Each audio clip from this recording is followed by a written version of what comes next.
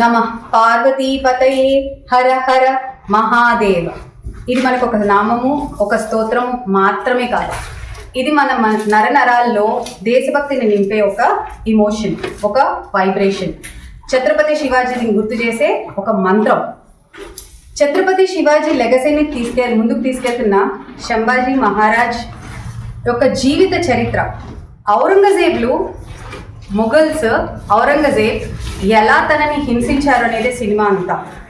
ఇది చూస్తున్నంతసేపు ఒక ఫిక్షన్ అలా కాదు, అసలు మనం చూస్తున్నది 1%, 2% అర్థం కాకుండా అసలు ఇంతకన్నా ఇంకెంత చేశారు, ఇంకెంత హింసించారు అనేది మన ఊహకి వదిలేశారు డైరెక్టర్స్.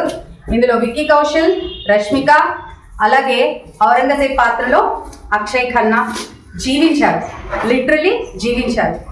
సో ఇది మనకి నెట్ఫ్లిక్స్లో అవైలబుల్ ఉంది, తప్పక చూసేయండి.